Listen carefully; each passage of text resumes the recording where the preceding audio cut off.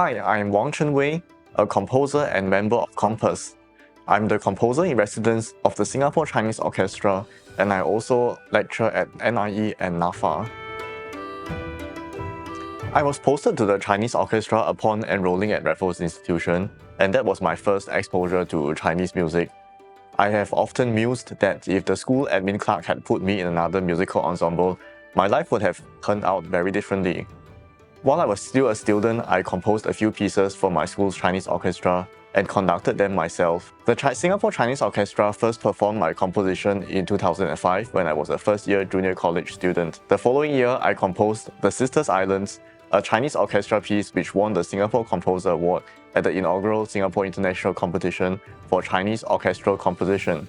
With this composition, I felt confident in my ability to become a full-time musician. After national service, I went on to study composition and audio engineering at the University of Music and Performing Arts, Vienna, under a scholarship from the Media Development Authority.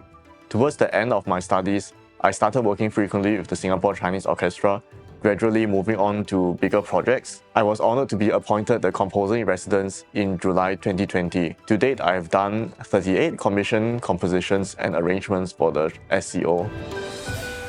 My compositions are deeply influenced by ethnomusicological research.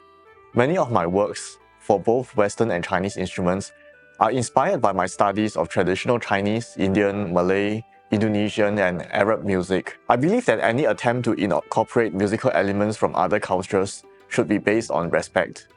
Each type of traditional music would take many years to master, but even if I do not have the proficiency yet, I must do my best to understand its essence and do justice to it. In short, I strive to be culturally appropriate while avoiding the pitfalls of cultural appropriation. I feel that the traditional music of various cultures offers different perspectives and ideas than what we are used to hearing in mainstream Western music. For example, Carnatic music has unique rhythmic frameworks like the corvée and kurepe, which I have both used in my compositions.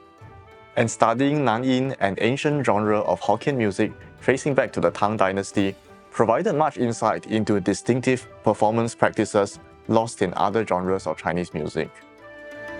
Chinese instruments have a much stronger character than Western instruments.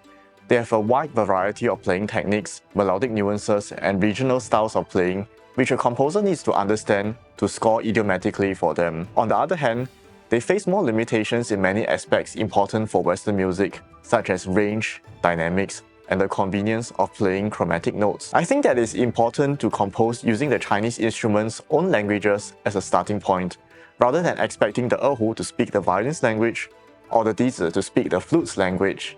Each Chinese instrument's individuality is a double-edged sword which can offer a world of possibilities if properly utilized. Therefore, I keep most common Chinese musical instruments at home to experiment with when I compose. Yes, a composer should study as many musical styles as possible, because these all contribute to one's skill set and resource pool. Divisions like classical versus pop or Western music versus world music are often no longer meaningful. Anybody can draw inspiration from any source of music. For example, I'm glad to have learned jazz harmony in university, as I now frequently use jazz chords in my harmonization of Chinese-style melodies, yet in a personal way that sounds very different from jazz music.